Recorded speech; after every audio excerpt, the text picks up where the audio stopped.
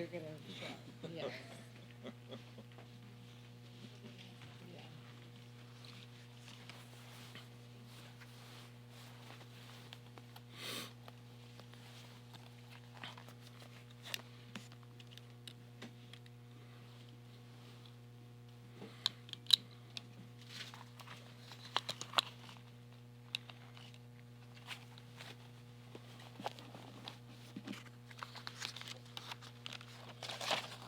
Good morning, everyone. Thank you for joining us. We appreciate your being here.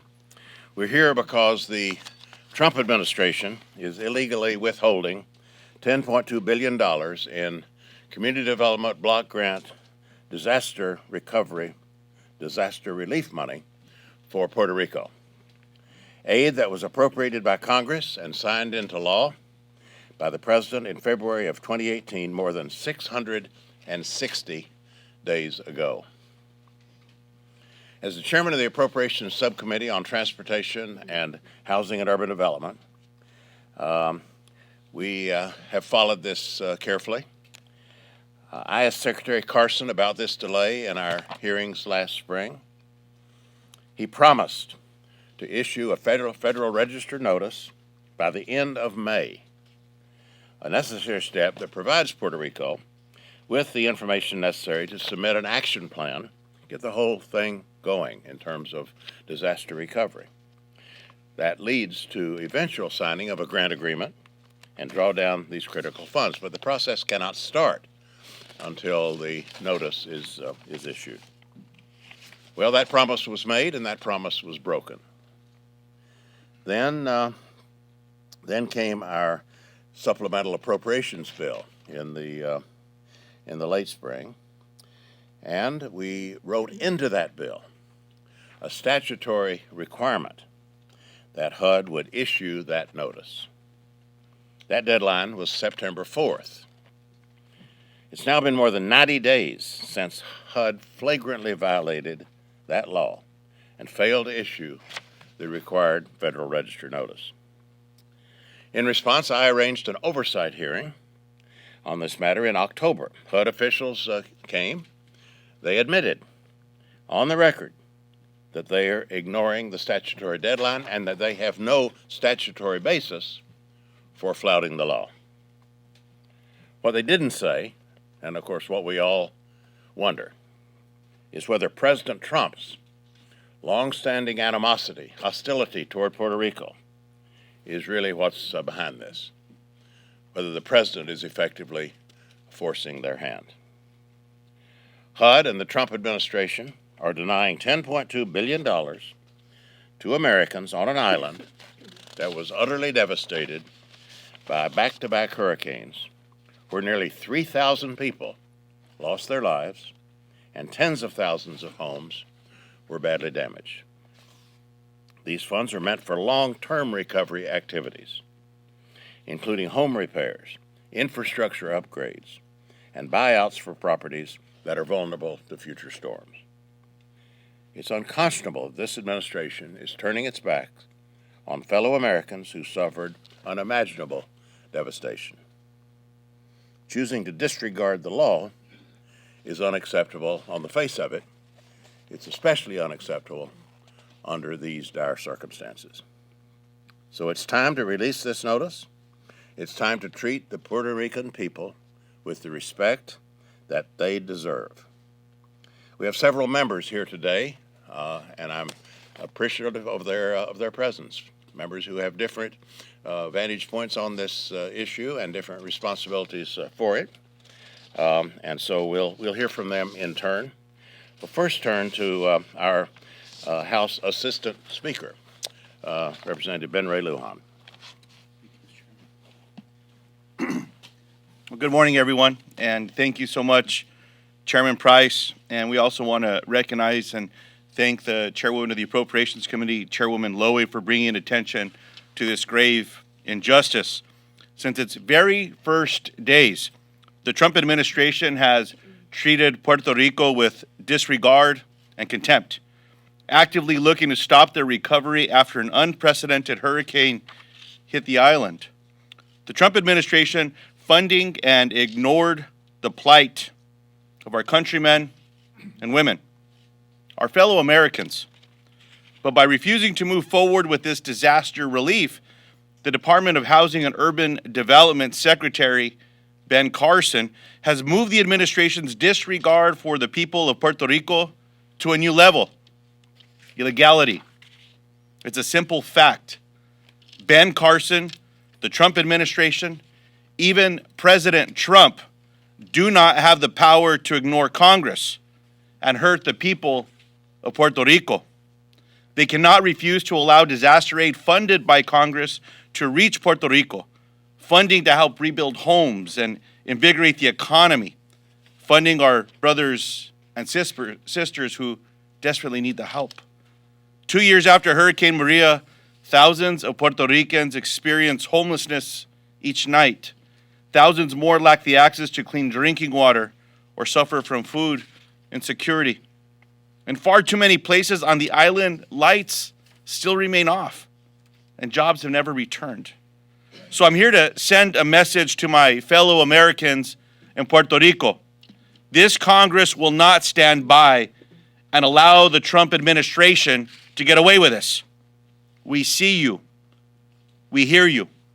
We know you're resilient, but we will never stop fighting to make sure you can rebuild, recover, and thrive. I now turn this over to my colleague from Massachusetts, the Vice Chair of the Democratic Caucus, Catherine Clark. You go. Okay. All right, thank you, Mr. Chairman. And we're here today, as we all know, because Puerto Rico, 2 years after Hurricane Maria, remains devastated.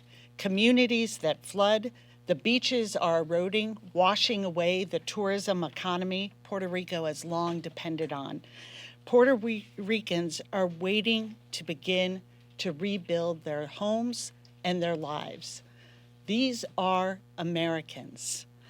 I was recently in Puerto Rico, my third trip since the hurricane, and heard from local leaders as well as from my incredible colleagues who have not let us forget the Puerto Rican people and their concerns that this holdup from the federal government is scaring away private investors who are eager to begin work. Time is of the essence here. Congress acted and appropriated billions of dollars, and there was a deadline of September 2019 to begin to release these funds. Yet HUD officials, when they came and testified before the Appropriations Committee in October, admitted that they broke the law and defied Congress by withholding almost all of these funds.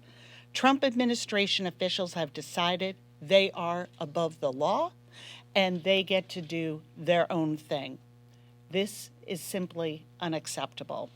It is unconscionable and shameful that as thousands of families continue to live under tarped roofs or no roofs at all, that HUD drags its feet, going as far as defying Congress and a legal directive that was signed by the president, and refuses to move forward and provide funds to Puerto Rico. It is long past time that this administration release this critical funding to the welfare and the future of Puerto Rico. And it is my honor and a great pleasure to be able to introduce the chairwoman of the Appropriations Committee, Nita Lowey.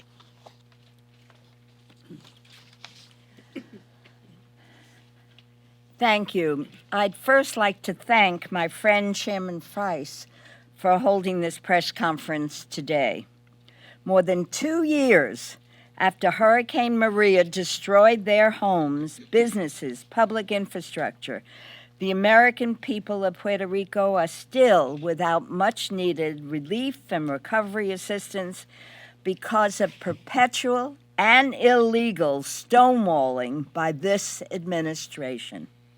As early as February of 2018, Congress appropriated funds for Puerto Rico's recovery. On June 6, 2019, an additional $331 million in aid for Puerto Rico and the Virgin Islands was signed into law. That legislation also required HUD to publish all federal register notices for mitigation funding by September 4th, 2019. No caveats, no carve-outs, no exemptions. Yet, as we stand here today, 90 days past that statutory deadline, the notice for Puerto Rico still has not been issued. The administration's decision to knowingly ignore that deadline is not only unacceptable, it is unlawful. The administration must immediately issue the mitigation notice for Puerto Rico, a necessary step for the island to access aid. The American people of Puerto Rico are calling for help. There is no room for more delays or excuses from this administration. And I'm happy to turn the microphone over to Representative Castro, Chairman of the Congressional Hispanic Caucus. Thank you, Chairwoman. Good morning, everybody. Thank you for being here to cover this very important issue with respect to Puerto Rico. I'm Joaquin Castro, Congressman from Texas and Chair of the Congressional Hispanic Caucus this term.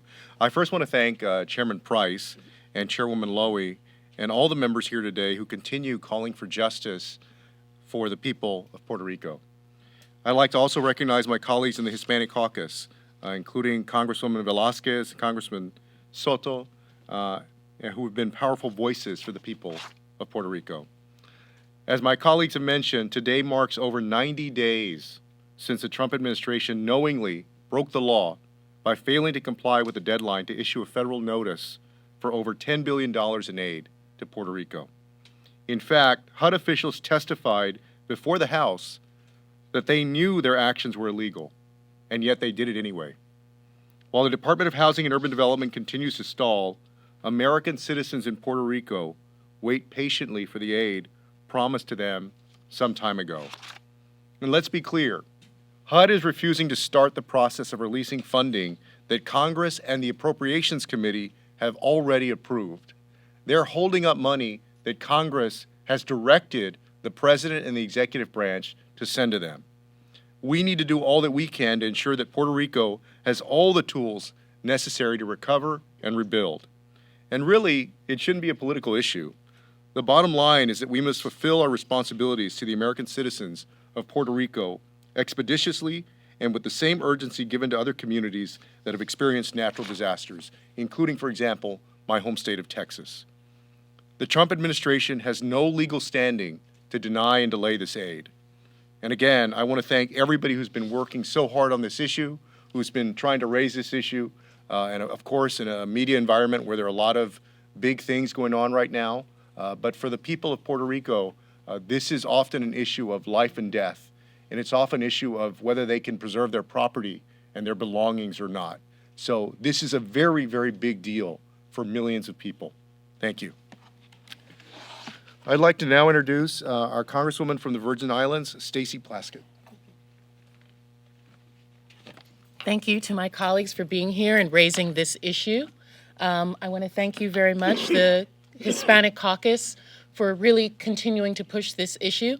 I stand here as a neighbor who has also been had devastation from hurricanes Irma and Maria in the Virgin Islands, but I also stand as a member of the Black Caucus, who also feels for the people of Puerto Rico. I want to thank Chairman Price, Nita Lowy, and my colleagues for concluding the Virgin Islands today. The fact is that both the Virgin Islands and Puerto Rico have still to this day not received any of the recovery funds appropriated by Congress as early as February of last year. That's not related to the cleanup of the disaster, but for our rebuilding, which is very important. That's because simply of this administration. It has ignored the will of Congress, the bipartisan support in this body to have recovery and rebuilding funds for the islands, and refused to issue grant agreements and even to issue the required notice for Puerto Rico. It's been over 2 years since Hurricanes Irma and Maria in the Virgin Islands and Puerto Rico destroyed homes, businesses, and all kinds of public infrastructure in both areas. Any further delay by HUD to facilitate the CDBG recovery funds that have been obligated to the islands is just not acceptable. It defies the letter and the intent of the law duly passed by Congress and even signed by this president. I'm here because the pattern of neglect for our U.S. territories during this administration is profound. It is absurd that in the United States, fellow citizens on these American islands remain in tremendous needs of hundreds of millions of dollars of disaster aid nearly 2 years after it was approved from the recovery. It does not escape me that these are majority Black and brown islands. And in this administration, what I've seen to be a disparity and double standard in the way that we are treated. The Virgin Islands has done its part. Puerto Rico has done its part. It's a plan, we have, in fact, a plan of action. I'm grateful that the Virgin Islands received the notice, but up to this day, we do not have the grant agreement. And as for Puerto Rico, the notice itself has not been written. The territories have been certified by HUD to have been proficient financial controls and procurement processes in the approval process. I'm here to tell HUD that it needs to get its job done. It doesn't take a year to put together a grant agreement or a notice. Most of it is usually boilerplate language. It needs to stop impeding the path to recovery and to economic rebuilding for these islands. It needs to stop playing games. It needs to get the resources due to the Virgin Islands and to our brothers and sisters on Puerto Rico. Thank you.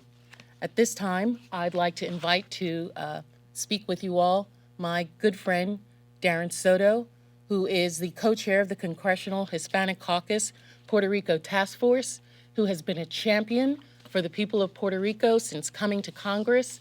Although he represents Florida, he has his home in mind, his native people always in his mind, as well as those that he represents in his home district. Thank you. First of all, thank you to my Caribbean sister, Representative Stacey Plaskett of the Virgin Islands. Puerto Rico suffered the disaster that was Hurricane Irma. They suffered the disaster that was Hurricane Maria, and now they suffer the disaster that is the lawless presidency of Donald J. Trump. We know the games they're playing. They're requiring local governments with no money to try to put up funding when they have no ability to do that. They're slow-rolling contracts and asking for additional details, beyond additional details, beyond additional details that states like Texas and Florida have already been able to rebuild with. When you land in San Juan, like I've done many times, much of the city looks back to normal other than a few buildings. But when you go out into the suburbs, into the countryside, it's unmistakable. It looks like the hurricane just happened last week. When you go to places like Canovanas or Lares or Utuado, where more than half the homes there appear to be in disrepair and people are waiting for funds to rebuild.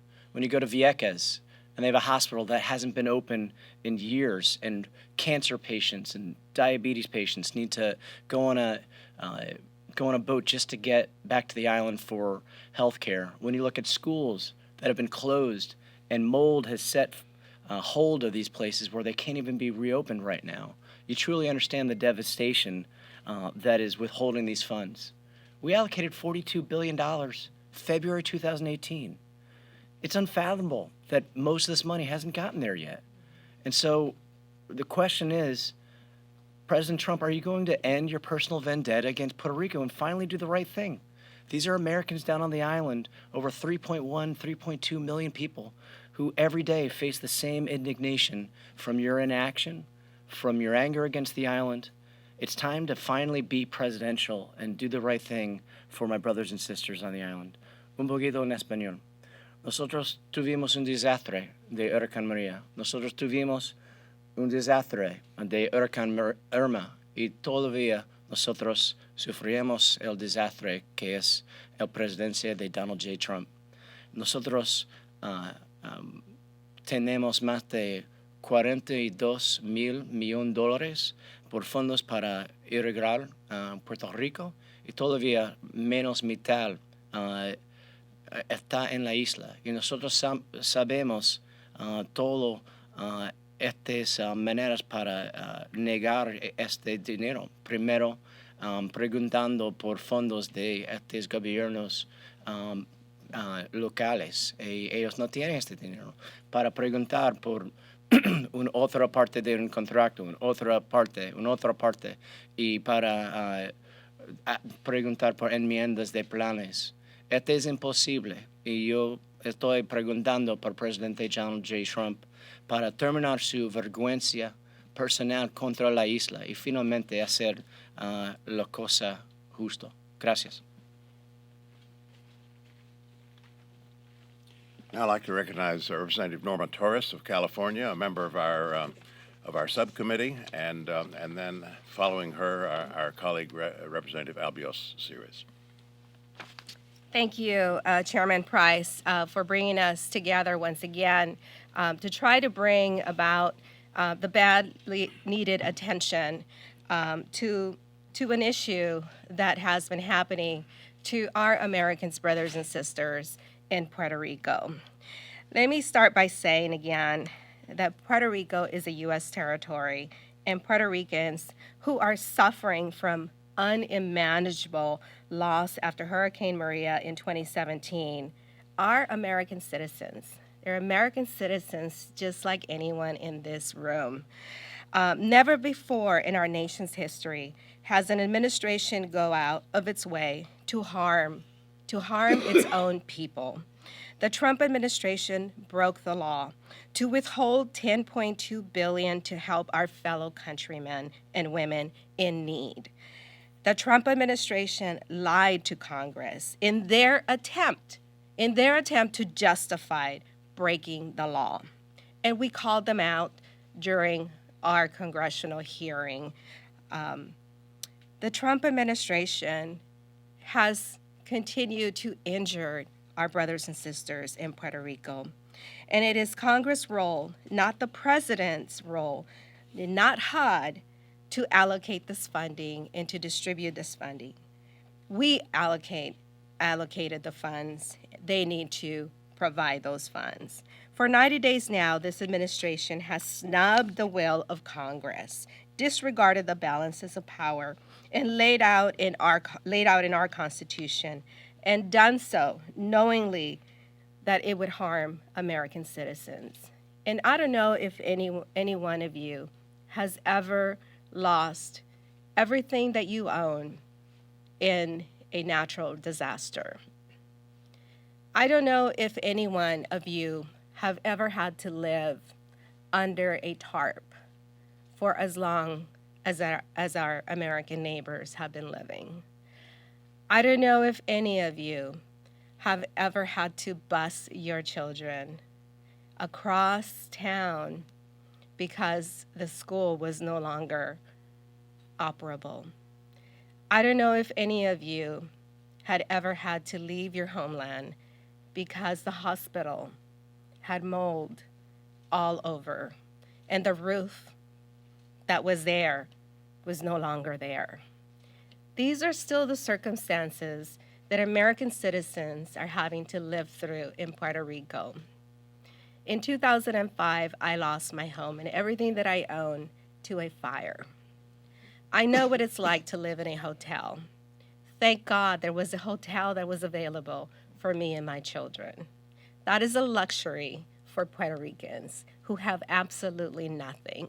CDBG funding is allocated based on a federal poverty level. Stealing from the poor is a crime, President Trump. Give them the money that they need to rebuild their island and to be able to provide for their children as they have been paying their taxes as American citizens to our country. Thank you again. And now it is my pleasure to introduce the ranking member of the Western Hemisphere. Chairman, I'm sorry. We were a ranking member. Well, good morning. I represent New Jersey's 8th Congressional District, district, which has about 60% Latino population in it. The largest percentage of that Latino population are people from Puerto Rico. And I'm constantly listening to the complaints about this administration, constantly talking about the conditions on the island, about the relatives that have remained behind. And I guess this administration suffers from the same attitude as the president. They feel they do not have to respond to Congress. They feel that they do not have to answer to us when we pass a law. In this case, it's a situation of an island that was devastated by hurricane. And all we want this administration to do is have a little compassion and set this in motion so we can get this island back on its feet. It's all right for Puerto Ricans to die serving this country. And they should expect that this country will respond to them when a catastrophe hits their island. And it really bothers me when I see this president going to Puerto Rico and throwing rolls of towel paper to the people of Puerto Rico. These people have contributed so much. They have died for this country, and they deserve better. I'm going to excuse myself and say a few words in Spanish. Parece mentira que este presidente toma esta posición con Puerto Rico después de lo que ha pasado en Puerto Rico. Puerto Rico necesita la ayuda, necesita que nosotros demos un paso adelante y todas las leyes que hemos pasado donde contribuyen para mejorar la situación en Puerto Rico sean cumplidas. Esta administración sufre con esta manera de pensar de que ellos no tienen que responder al Congreso, no tienen que responder a las leyes de este país. Y nosotros aquí en el Congreso lo vamos a tener en cuenta de que ellos tienen que mantener y seguir las leyes de este país, que ellos no están por encima de la ley. Muchas gracias. Thank you. I want to thank all of my colleagues for bringing this issue to light and offering their perspectives on a simply intolerable situation. And we hope that by calling attention to this today, we can light a fire on the administration, under the administration, and get these notices moving, and get the aid moving more generally. It is not an acceptable situation, and I appreciate the help of colleagues in calling attention to it. Be happy to take your questions. Yes, sir. Price, do you plan on putting anything in the appropriations bill that would address this issue to fix it somehow? Because I haven't heard what you said you want to do about it. And second part, can you just address the concern Republicans have about corruption in Puerto Rico being such a problem that we're still leery of? Well, as you know, we in the appropriations bill, in the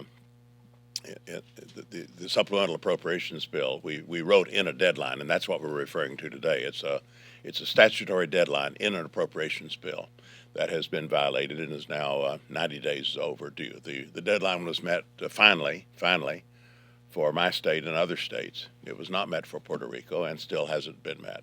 I'm not going to speculate extensively about what options are open to us in terms of writing appropriations bills, but there are some in terms of the kinds of things the department cares about and might want to think about as they continue to defy the law and defy the declared wishes of our subcommittee and of the Congress.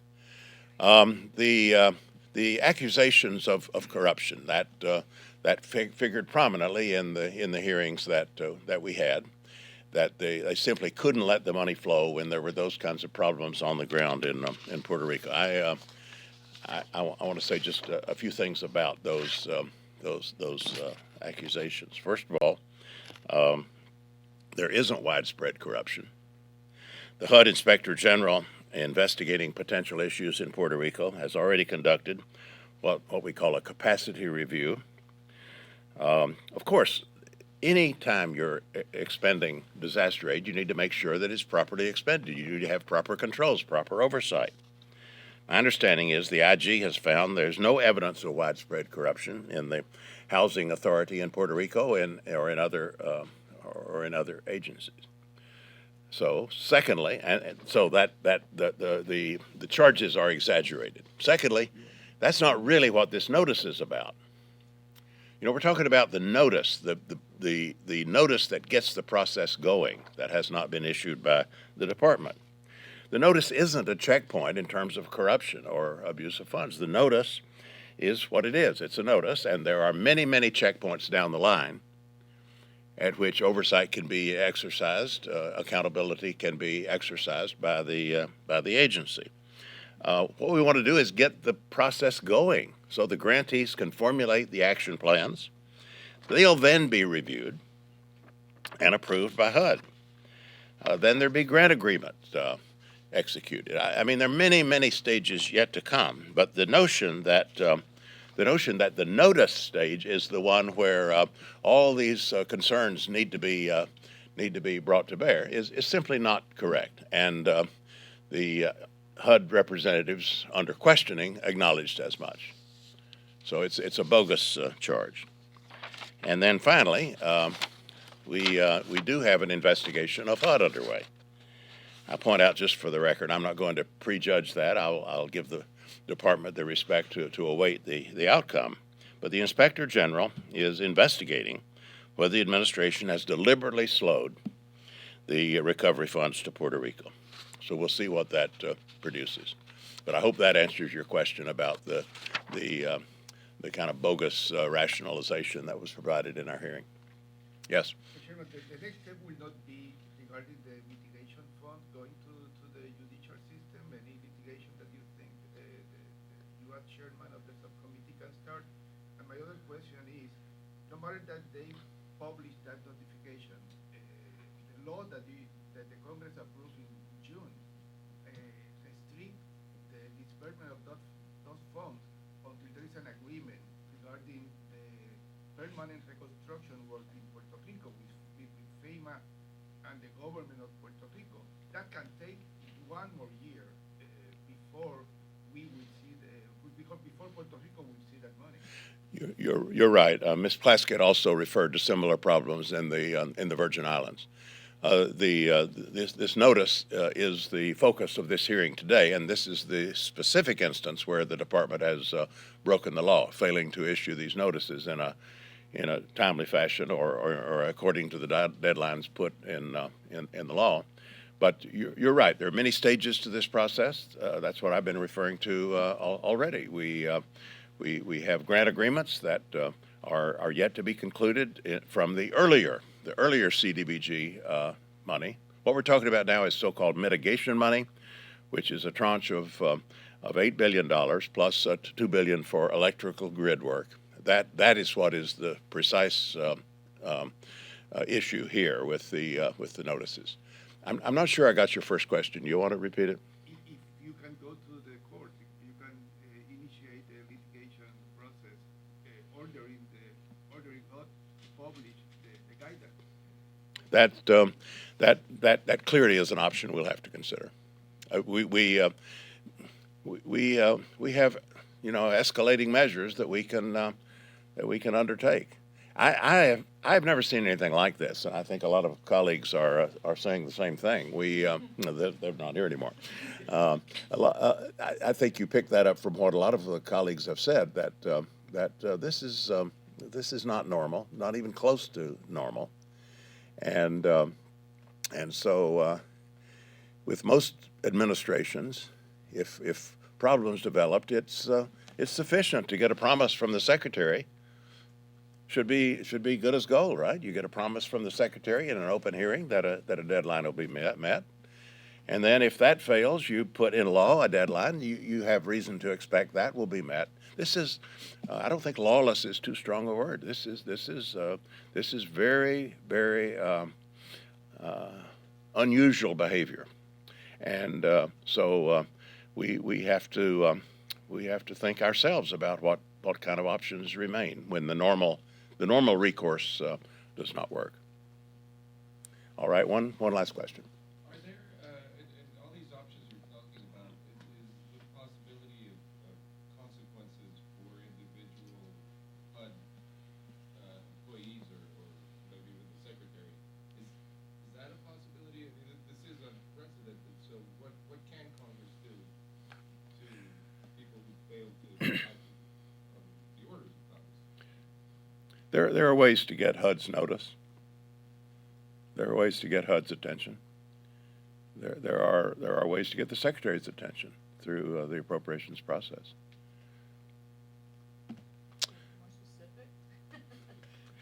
We're appropriators. We're funding the department. We're funding the office of the Secretary.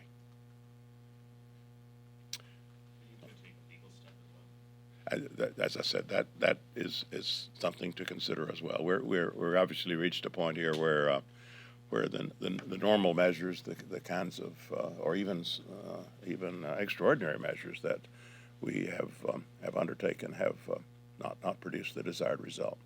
We're still hopeful that these notices will be shaken loose and that further recourse won't be required. Thank you very much.